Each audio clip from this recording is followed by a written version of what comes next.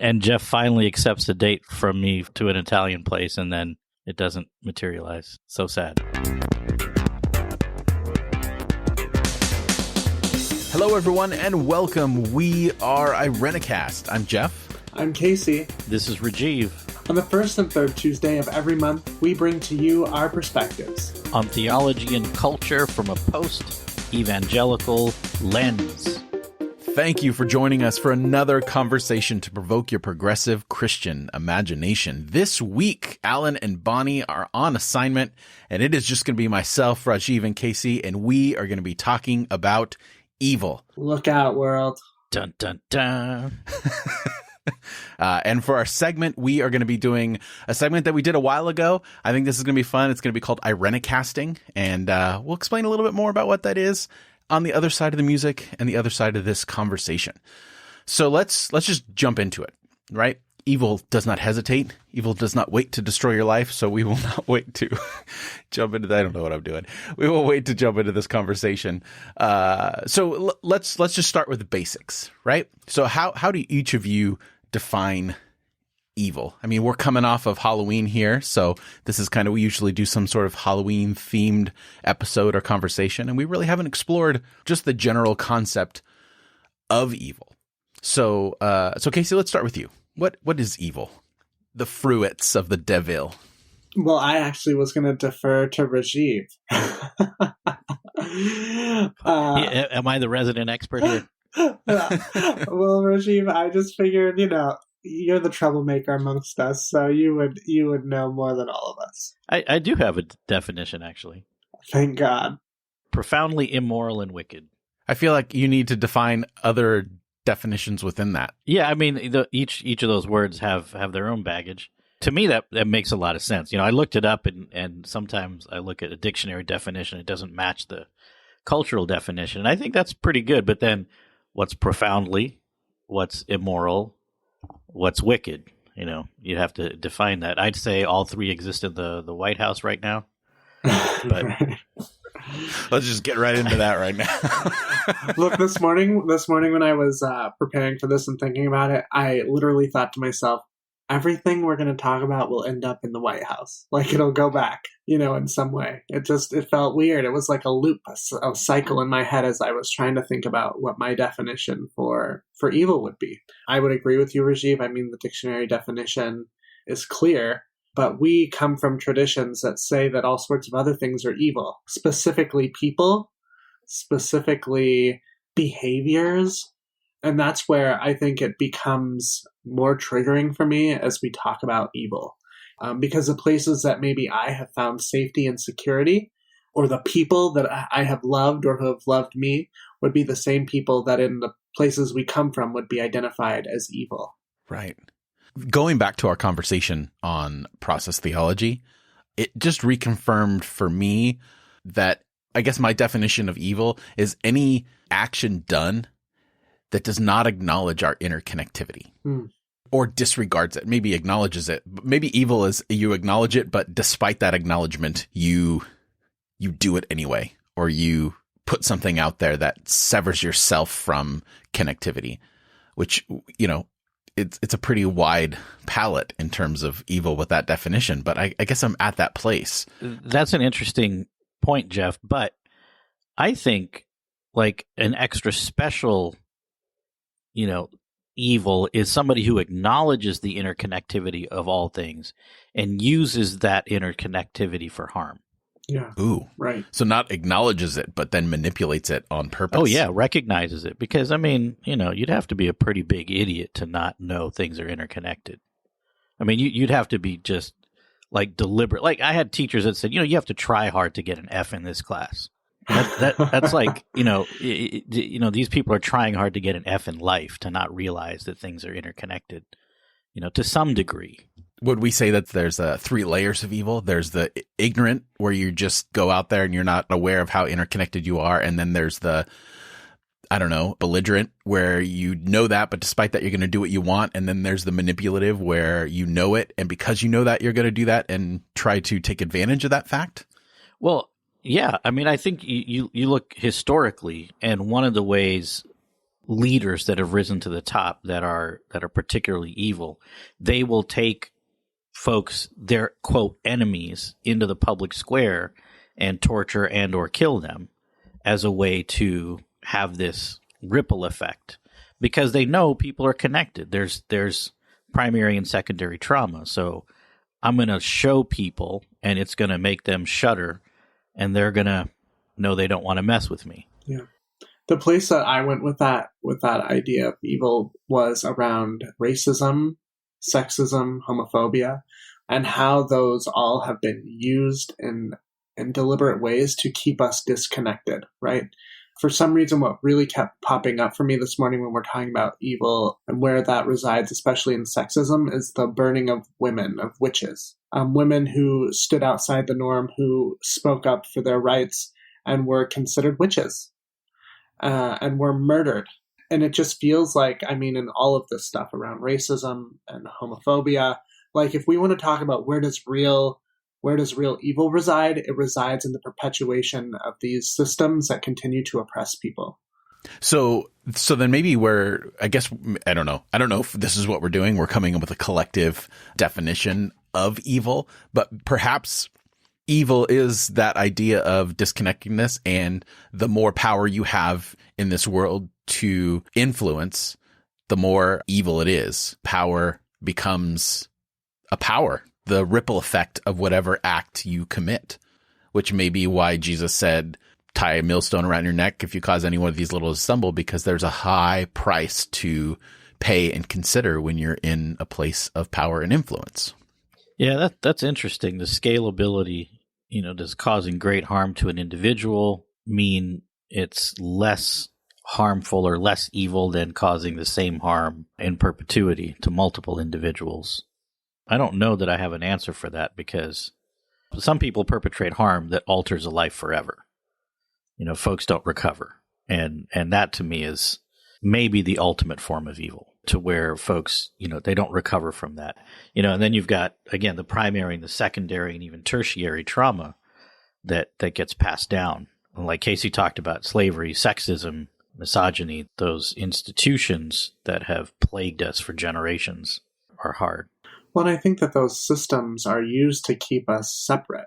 If everyone is pushing and fighting for their liberation, as long as they're all separate, then we'll continue to fight each other and not confront the actual issues or systemic issues or people that actually need to be confronted, right? Because we're all fighting for scraps. And I think that that's some of what we're seeing in this administration in terms of, let's go after immigration, let's go after women's rights, let's go after LGBT issues, let's keep everyone spinning, basically forcing them to focus on the things that they need to survive and keeping the drama high so that they cannot rally together.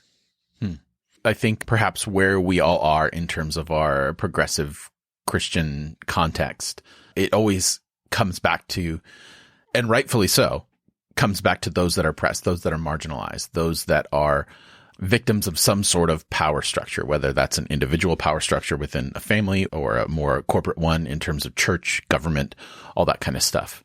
And I noticed that when we have these conversations, it's easy to, especially if you are the person who is being the victim of some sort of evil, I guess as we've defined it thus far, that it creates a stricter binary. It pushes you further away from the other side, and it puts us into this place of us versus them more often in the way that we speak and the way that we move. So I guess my question is that helpful? So is it helpful to say and label something as evil or someone in terms of moving past that?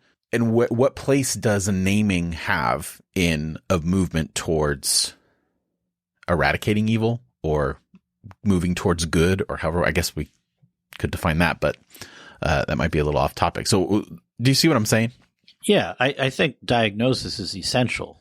If we use a medical analogy, if you're going to the doctor and you're sick and they start giving you medicines for shit you don't have, that's going to create more problems. So having an accurate and focused diagnosis, in this case it would be evil, defining and identifying evil, it allows us to then talk about how to overcome it. I grew up in a tradition that said sometimes you got to name the demon, honey. You know? Yeah. Well, I grew up in a tradition where literally you had to name. That's right. I know. That's what I'm saying. Yeah. We cast out specific spirits. That's right. Was I get that like speaking in tongues, like a name? Yeah, that was in my Pentecostal background. Like what's an example of a name? This is like such foreign territory to me. Like, are they like English names? Or are they just sort of in that the mumbling? No, it's not like personal names. Okay. Like, I cast you out, Bob, right. Of demon of whiteness, whatever. Bob the demon. It was more of like concepts, right? So you cast out the demon of apathy or whatever. Apathy or corruption or lying or the spirit of sex was always something, or the spirit of addiction. You cast that spirit out. So when we do like Jericho walks, Jericho walk where you're praying over a certain area and you walk around it 7 times, and that whole time right. you pray, and then on the last time around you praise and you yell out. Rajeev, you're shaking your head like, crazy. What is wrong with you people? It was weird. It's what we did. But yeah, I mean, before we move on to that, just sorry for cutting you up, but naming these demons, that's really, I think there's some power to that. Now, yes. There are certain demons that were named in those contexts, like sexuality, etc. That those aren't demons. Right, but like greed, apathy, I'm like, that's a demon, man.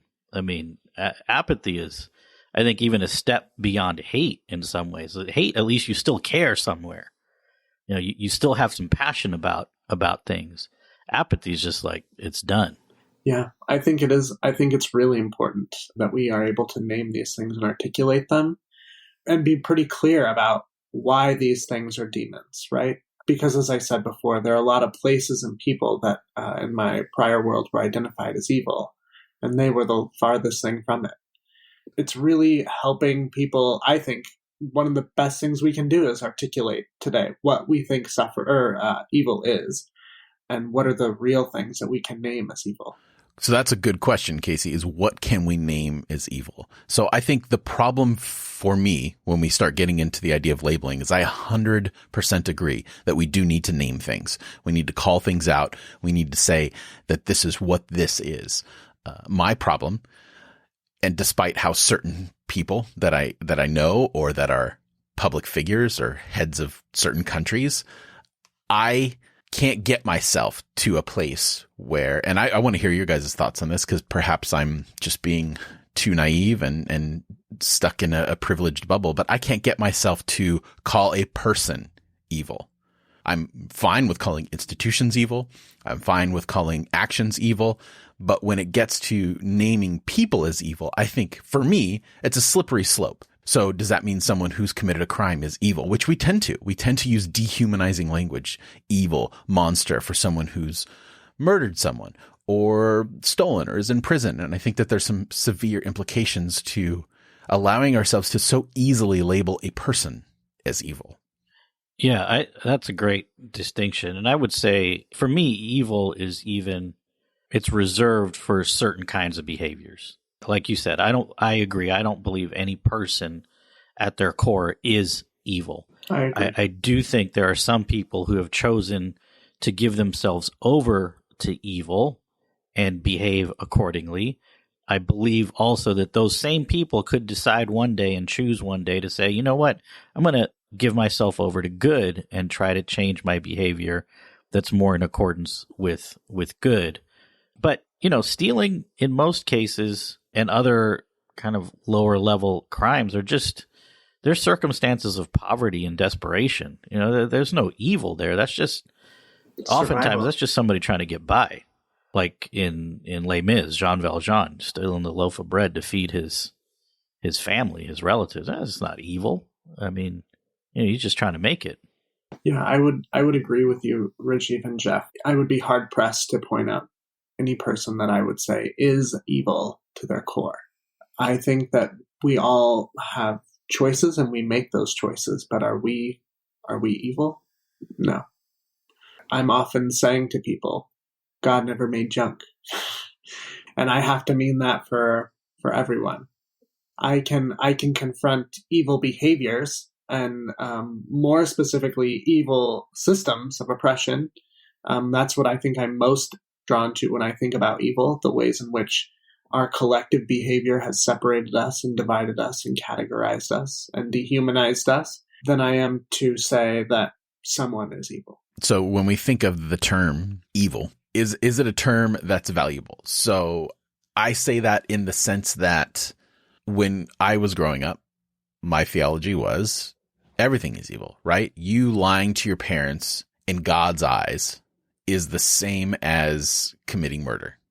When we talk about evil and we define it as stealing bread, well, maybe that is in the notion of interconnectivity, our definition of evil that we come to. Well, maybe that is. Who are you stealing that bread from? Did you steal it from someone who then needed that sale to provide for their family? And then are they going to steal? Or were you stealing it from someone who was benefiting from an unfair institution? Then it's easy to say, well, we can let that one slide. So I think when we talk about evil or a disconnect from recognizing that we're a part of something bigger, by using the term evil, are we doing ourselves a disservice by basically leveling the playing field on what we all came out from, where a sin is a sin in the eyes of God and everything is evil? Can we have a nuanced view on evil by using the term evil? Is it too weighted? Well, I think, if you use the term evil too broadly, then you've got to have a lot of nuance. For me, there's a couple of characteristics that are necessary for me to consider it evil.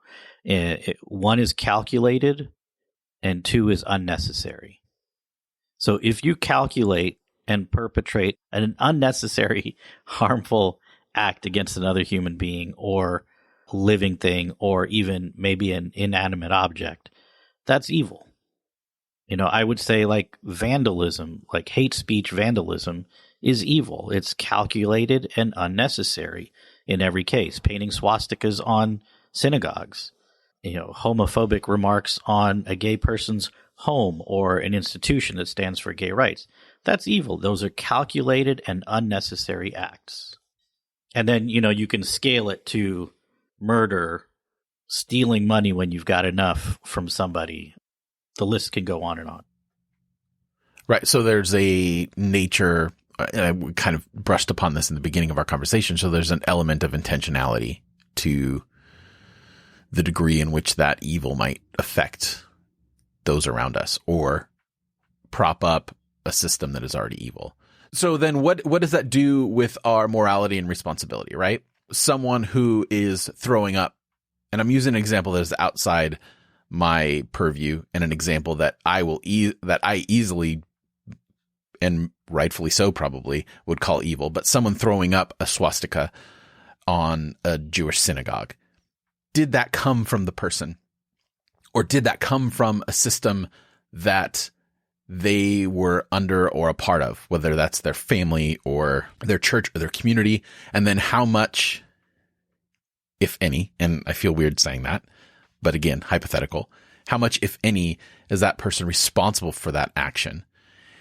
Then where do we deal with personal responsibility, right? Because this is probably something that we've all, at one point in our lives, were attached to, especially because it seems to be a mantra of the conservative right, is personal responsibility, personal responsibility. Where is that in this term of evil? And what does that mean? I'm throwing a lot out there, but what does it mean? Personally responsible to what? To God, to some institution, to our family, to the laws? What? I don't know. I mean, I think we're definitely, again, responsible to each other and how we have chosen to behave in the world and the ideals that we have committed to and respecting people's different religious beliefs, their pursuit of happiness. I mean, all of those things that we have as a nation committed to saying, these are our highest ideals. And if you are choosing to threaten anybody's aspirations for these or choosing to use your own freedoms to harm others, you are accountable for that. I mean, I even struggle with the people who stand outside of Planned Parenthoods, who are showing, this terrible images and horrific, signs that really impact people. It's painful.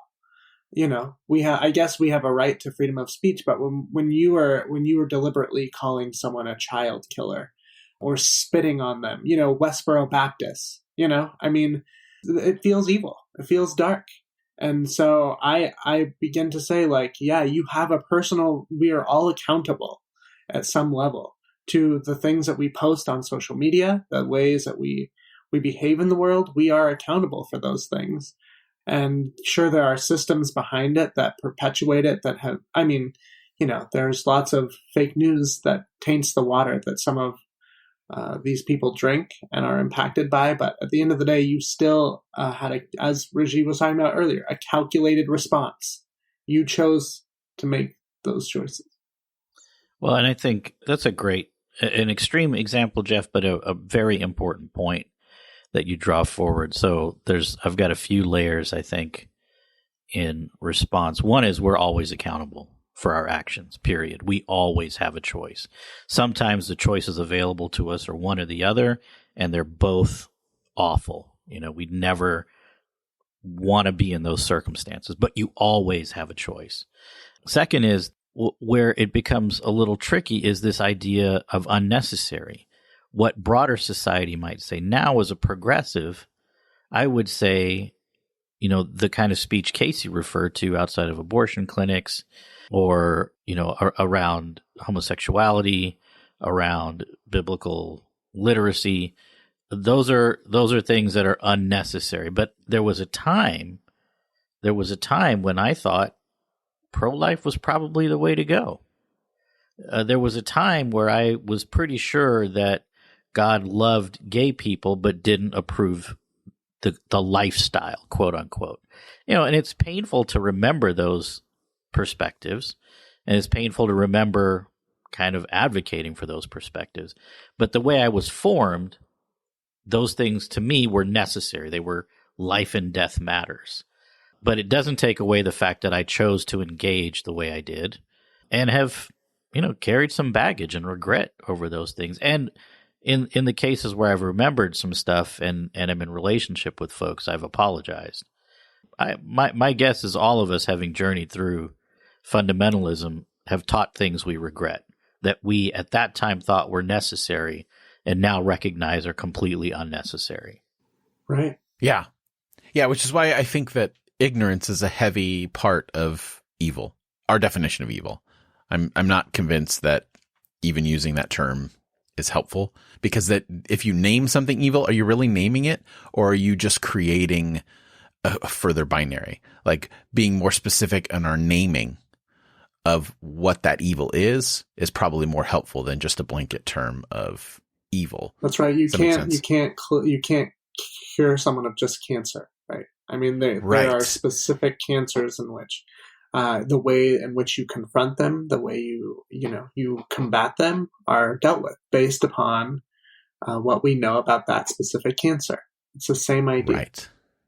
And that requires knowledge. Right. It requires education, research. It requires development. It requires process. And I think that that's kind of the key in the midst of all of this when we talk about evil, is that we're in a binary culture. Like, despite our movement forward and progress in a lot of ways, maybe we're not a binary culture, but we're a culture full of binary language that is perpetuated by our institutions, our government institutions, our media institutions.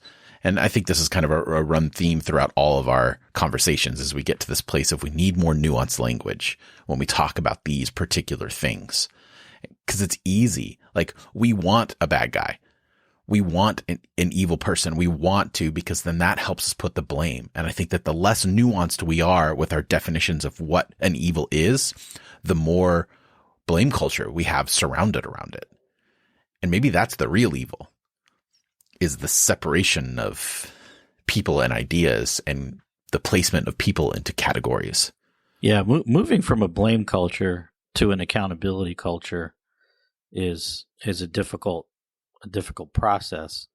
You mean boys can't just be boys? Right. It feels impossible some days, if I'm honest. Right? What do you mean? Like, moving into an accountability culture, I just feel like some days I just sigh and I'm tired. Well, I think we start with ourselves and the people we're in relationship with, and then hope that somehow that ripples out. But survival is a hard thing. Yeah. You know, just making it through the day is a hard thing in some cases. And it doesn't matter what kind of house you have, what kind of car you drive. There are all kinds of things going on internally that happen in our formations that can be hard to overcome. So recognizing all that, I think holding on, you know, doing the best you can in every moment with what you have, and the Maya Angelou saying, when you know better, do better.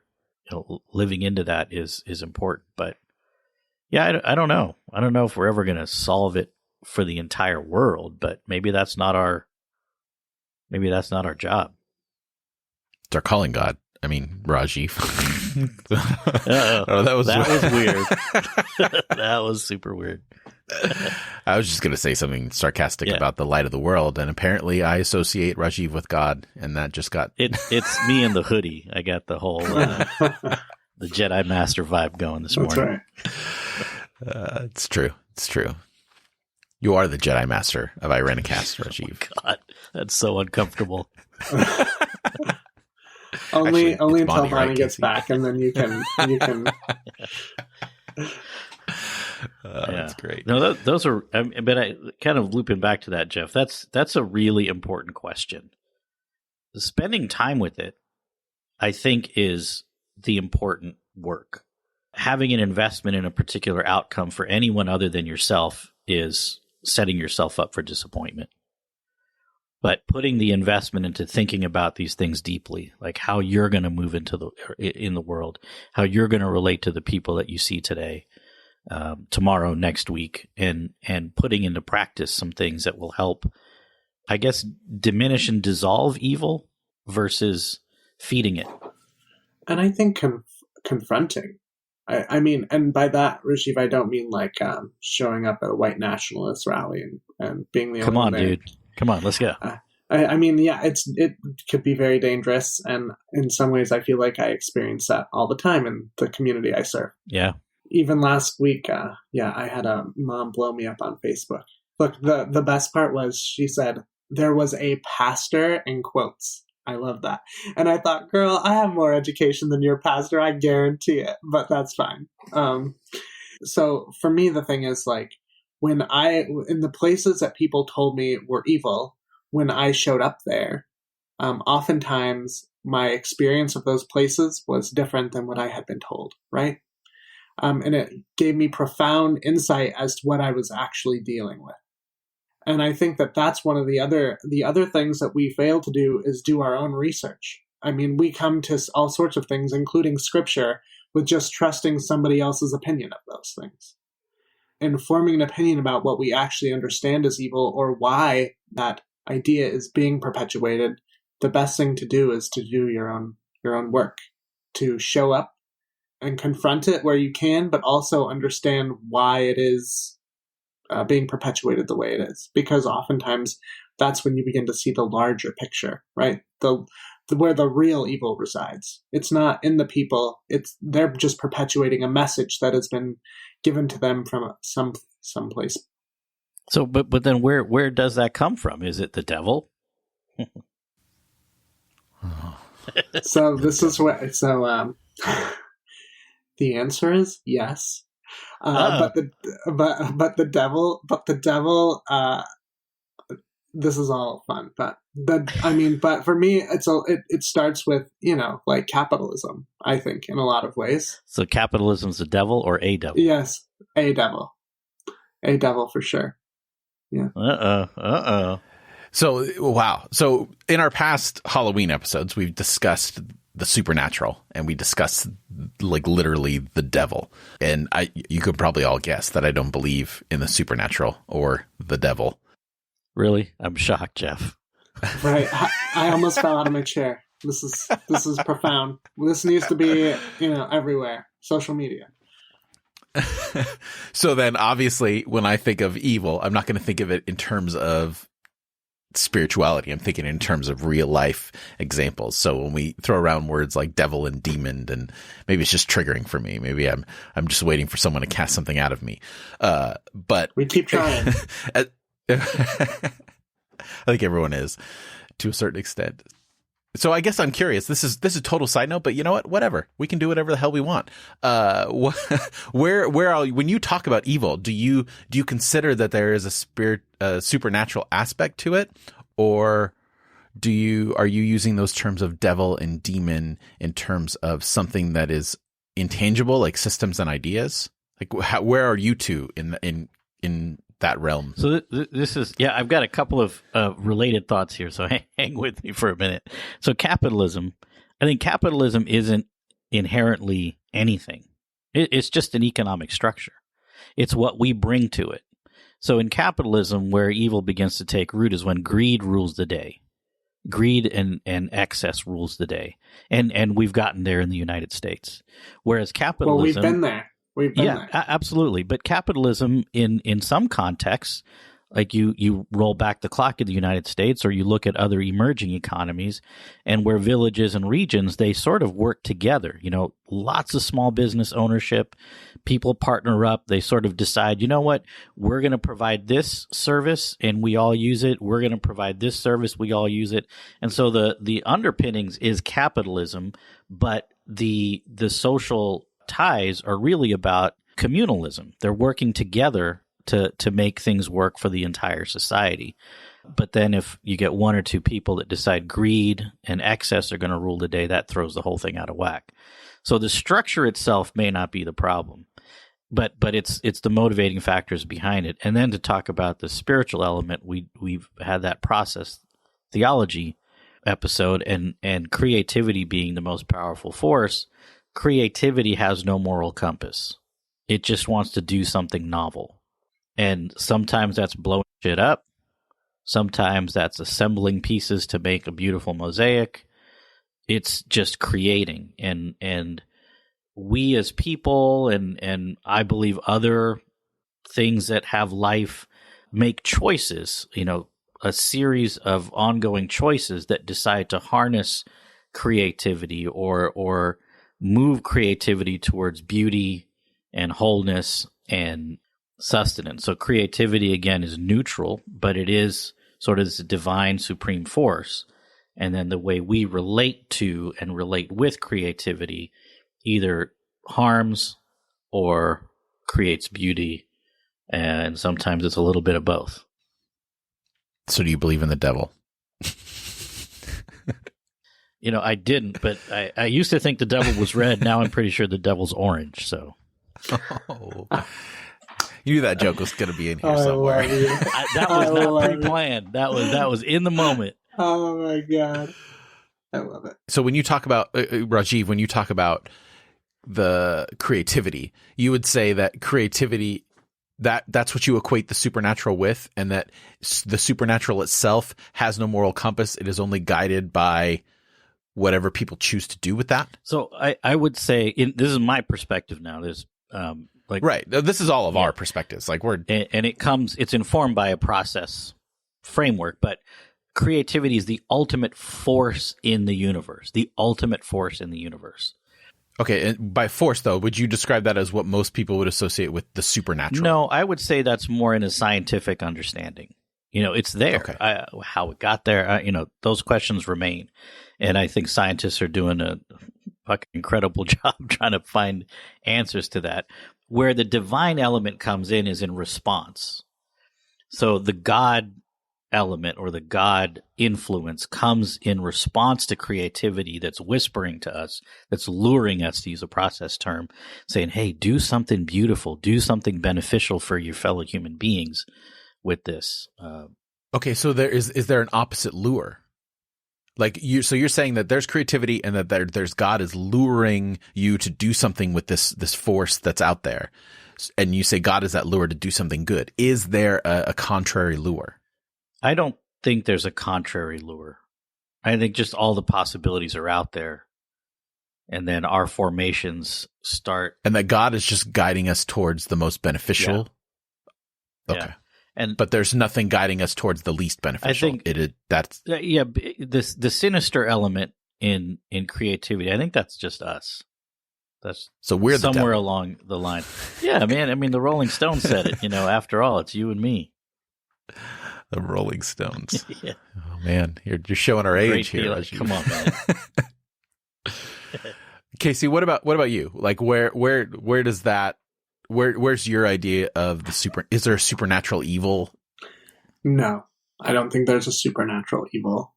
As Rajeev was saying, it's just you and me, baby. That's it. You know, I mean, we come to these things. All options are available, and we are definitely influenced by all the input and output. Right, the things that are being handed to us. We have choices to address those things or not.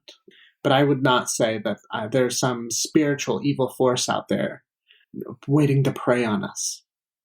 But there is a spiritual force luring us into something better. Yeah, I would say that. This is interesting. These are the conversations I like to have where they're a little open-ended and they're just kind of like, let's explore and let's play devil's advocate. No pun intended, or I guess pun intended. I don't know if I intended that pun or not.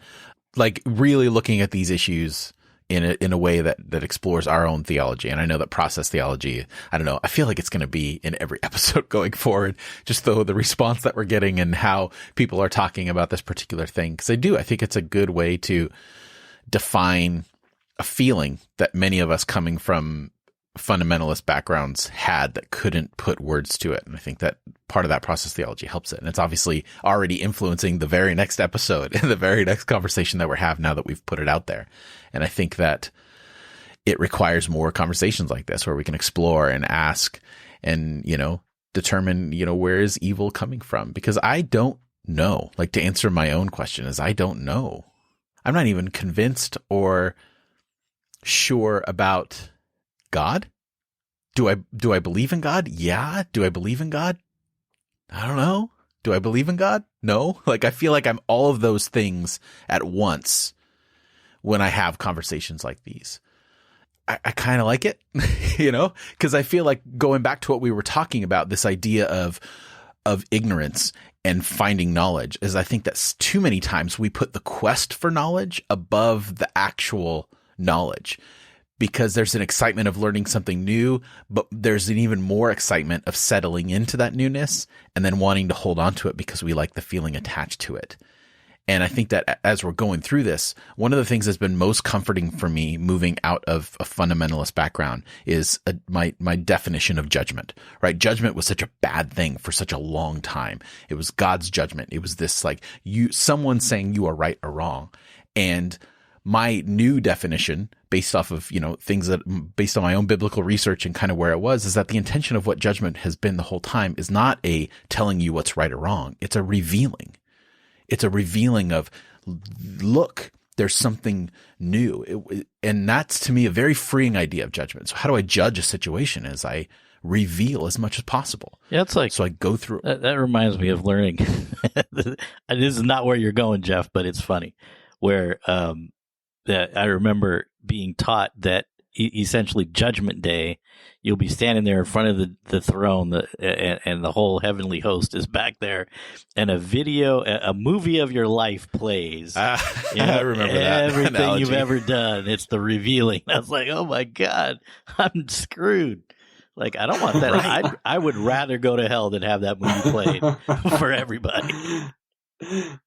But at the same time, like, why was that such a horrifying idea? Is because we were taught to have shame. Right.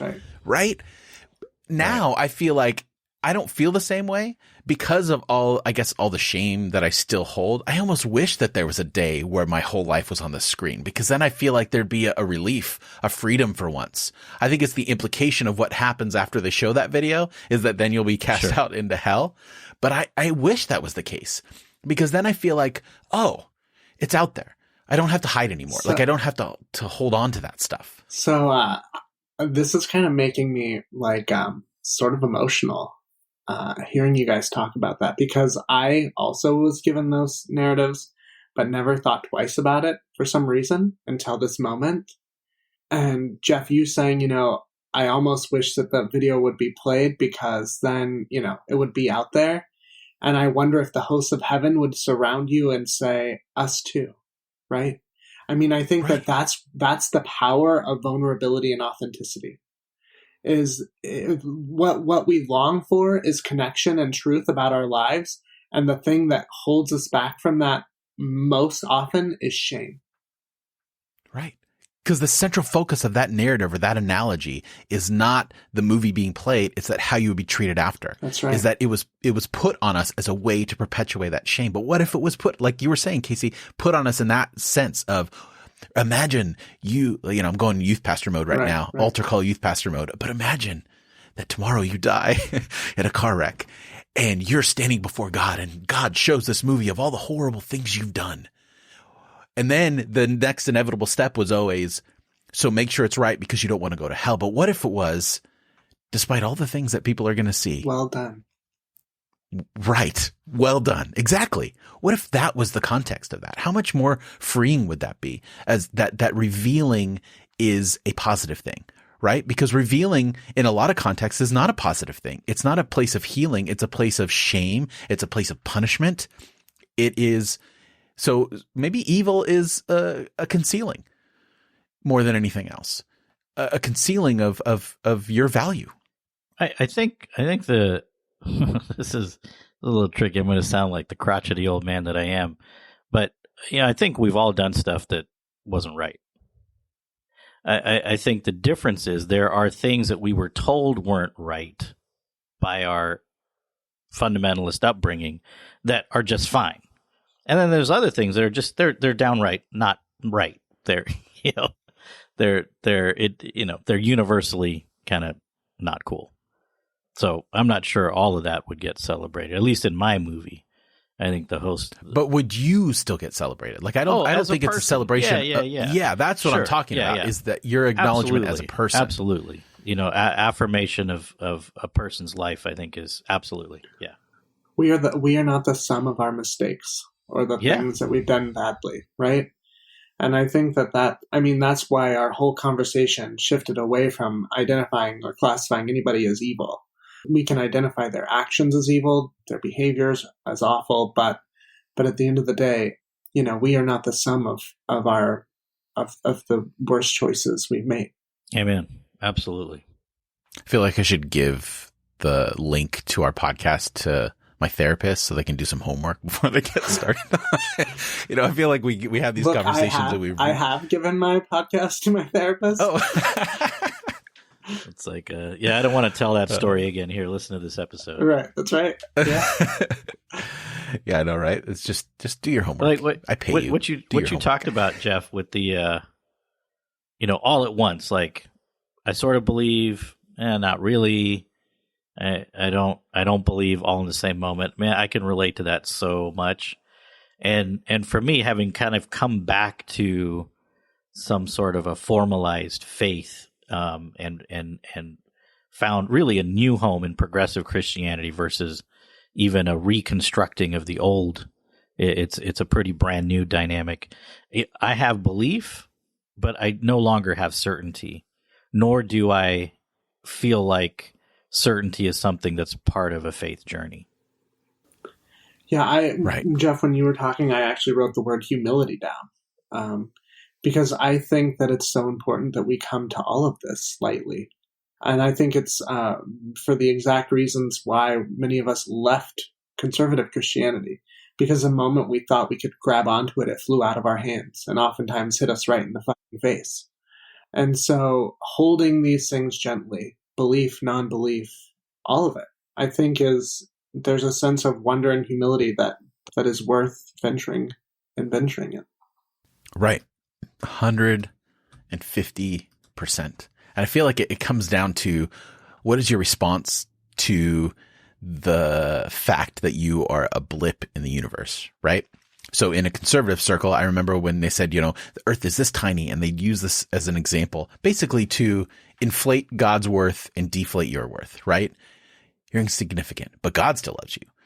And then we will look at that and be like, you're despite how small we are or insignificant we are in the universe, that should give us pause as far as like not how small we are, but how we're a part of something bigger. Yeah.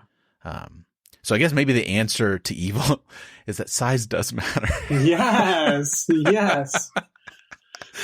Let's put that on a shirt right there. Oh man. Oh man, that's a good title. The Problem of Evil. Size does matter. That's right. That's right. All right. Well, on that note, let us know what you think. You can add your voice to this particular conversation by commenting on the show notes at irenicast.com/154. And also on the show notes, you'll find links to all the things that we talked about and how you can like, follow, and contact the show. That's irenicast.com/154. On the other side of the music, we're going to be playing a game that we played once before called Irenicasting. And find out what that is on the other side of music.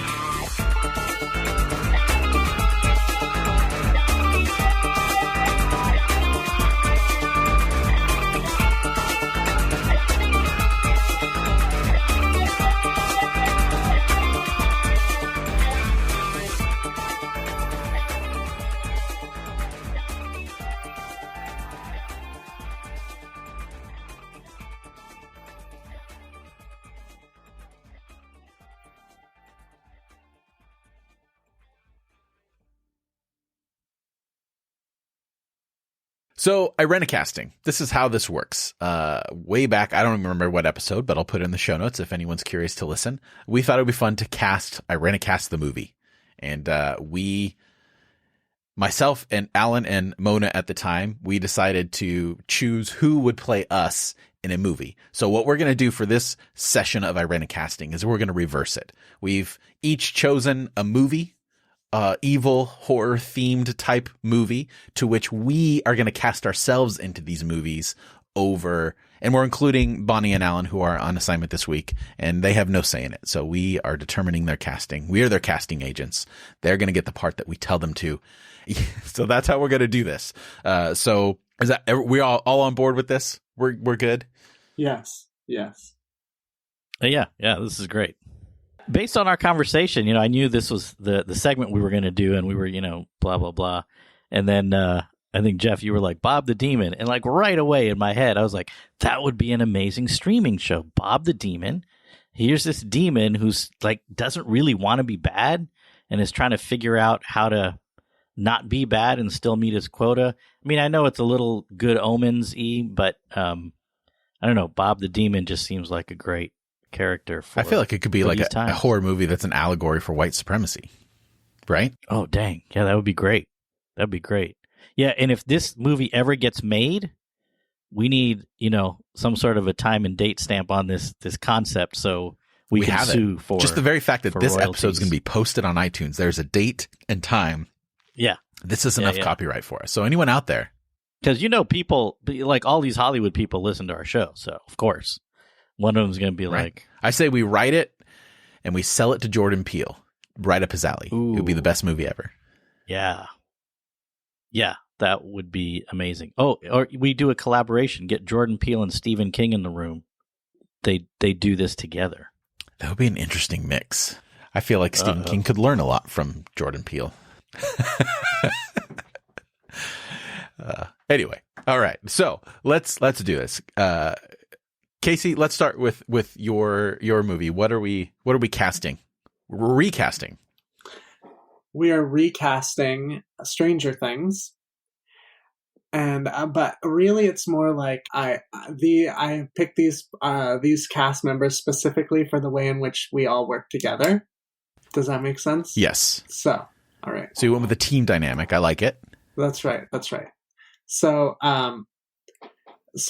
of course, our beloved Bonnie would be 11 because she is the badass amongst us and is constantly, kicking ass.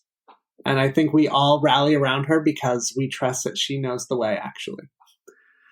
I chose Dustin as Alan. Mostly because Dustin is kind of seems to be a little girl. When everybody thought he had this phantom girlfriend. Right, that's right. Okay, I don't know if I'm not going to do any spoilers, but there's a moment in season 3 where there's a reveal to that thread that to me was like the first time that I can remember like audibly and like visually like just cheering something as I was watching it. It was so amazing to me, that part of the show. Anyway, sorry. Alan is definitely the romantic amongst us, and so I definitely see him as that character. Rajeev, I chose you to be Chief Hopper. Because of course. Because again, you're always showing up, and but there are these moments where he's like he's just trying to be the best adult dad he can be. You know, when I don't know if you saw in season 3. Have you seen season 3? Okay. Yeah, I've seen it. I've seen them all. But his deep care for Eleven and his struggle to try to keep her safe, I just see a lot of that in you, and your care for us and your care for your boys. So, Jeff, you are Joyce, who is always trying to decode, what the hell is going on, and keep us all together in terms of like. That's a good one. Yeah, right. I have this image of Jeff like with the lights on the wall, trying to, That's probably what his computer looks like as he's editing each week. Where the hell does all of this go? I edit via Christmas lights. Right, that's right. And Jeff finally accepts a date from me to an Italian place, and then it doesn't materialize. Right, that's right. Because so sad. I like this scenario, Rajeev. In this scenario, you and I, we got something going. That's right. Yesterday was National Coming Out Day, so there you go. I appreciate the gender swap casting, by the way. I'm glad that we're advanced in that direction, that we can do it. We got to watch out for those fanboys, though. They might get upset that we've recast their beloved character into a male. That's right. True. Right. I honestly am unsure of where I fit into the story. Maybe that's true about what we're doing together as well. But maybe I don't know if I can cast myself. So then maybe we should cast you. Dude, aren't you? You're Mike, right? I'm Mike. Wouldn't agree. you be Mike? You're like the heart, the conscience of the group, the one that motivates, that gets people going. And you just think L is all that. Right, that's true. Yeah, I guess I would be Mike. Yeah, wherever L is, that's where I want to be. Yep, that's true. Yeah. So there you go. That's my my casting. Interesting. I would say that's pretty good. That's fantastic. I like it. Nice. All right, Rajeev, what is your... Okay, I went with an old classic, not really in the horror genre, but one that's beloved by all. The Goonies. Hey, you guys. And this was a little tricky, and I unfortunately did not mess with gender on this one. Although, in retrospect, I probably should have. But anyway, here's how I cast it. So, Alan is Mikey Walsh, played by Sean Astin. In the 100%. Like, 100%. And Jeff, you are Mikey's brother, Brand Walsh, played by Josh Brolin. Had Bonnie as Andy, played by Carrie Green. Because kind of that 80s look translated. If you see her pictures from the 80s, it's like it's right in there with the hair and everything. Casey, you ended up being Data. Oh. And I'm not sure how to pronounce his name. Ki Hai Kwan. But sort of this person who's there, paying attention, and then kind of out of nowhere stitches stuff together and go, this is how this can work. And we're like, what the? Okay, yeah. And then I cast myself as the Corey Feldman character, Mouth. Interesting. All right. Just because he's a train wreck, Is he with that or the monster in the cave? So. Oh, Rajeev. You're definitely not the monster in the cave. No, he turns out to be a great guy. Yeah. Sloth, he's fantastic. Yeah. Yeah, Sloth is awesome. But we don't have an exaggerator in the group, so there was no one that could fulfill the chunk. I went back and forth with Chunk. It's not fitting for any of us, I don't think. Well, I almost went. I mean, there's a side of Bonnie that you all don't see very often that's very Chunk-like. Maybe we should clarify that was my one. For those of you that are listening, we are not body shaming Rajiv's wife. No. Clarify what Chunk-like means. There's a character in the Goonies named Chunk, and he's always running off at the mouth about some crazy ideas. And, I don't think that's much better. And so, yeah. No, but there's some truth to that. Oh, all right. Maybe we should have a recorder on hand for when get Bonnie's reaction when she hears this. That's right. That's right. No. Yeah, she'll come. I'm sure she'll serve something back. But yeah, that was my movie, and that's my casting. All right. So I'm going to cheat a little bit. I normally don't. I'm normally a stickler for the rules of these segments, but I can't. Yeah, right. You hate rules. Okay. Yeah, it's true. But I don't hate the rules that I make up. Exactly. So So I'm a hypocrite. Who does that remind me of? It's evil. Okay. I've created a scenario where we have a lot of crossover movies, right? We have the Avengers, where all these different heroes, they come together and they form a team, the Justice League. So I figured in this hypothetical scenario, there is a new movie and it's a crossover of all the villains, horror movies, villains of all kinds. And I tried to think in terms of each of you and which villain across the vast place of villains each one of you would be. So I went with the model of opposites, right? That took your inherent nature as I see you as people, and where that would go, how that would take you if you took a different path. If instead of listening to the luring of God, you went with your own way, and what expressions were there. So I'm going to start with Alan. I'm going to start with the people that aren't here. Alan would be Lex Luthor. Alan is extremely intelligent.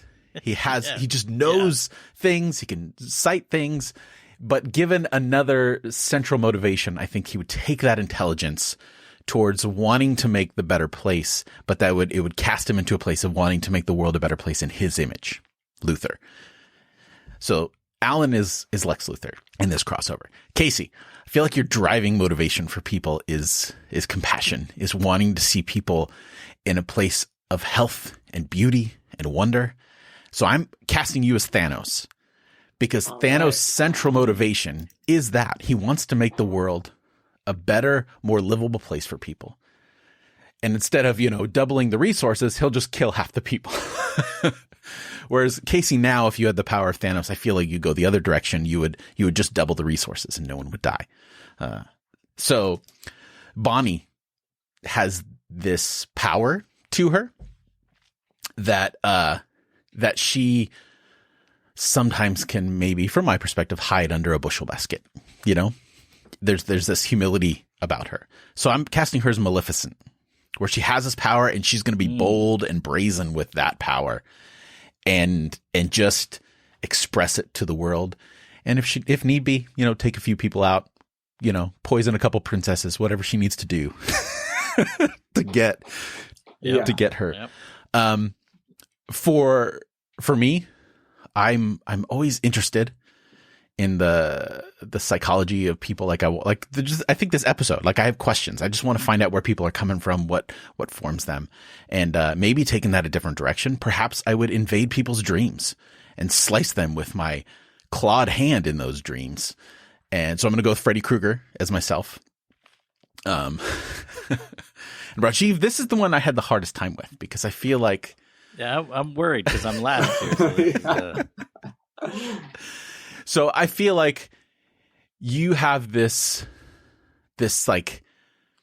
sense of I don't want to say order is the right word, but as a talented administrator, you thoughtfully consider things, you thoughtfully put things out there into the world, and I think that you're planning and looking at the big picture, the overall organization of something, to create some sort of order in people's lives so they can have comfort. This is just my expression with you in the thing. And I think that your opposite expression of that would be to take that knowledge of the bigger picture, and instead of creating order and peace, you would create chaos. So I'm putting you in the Dark Knight version of the Joker. Yes!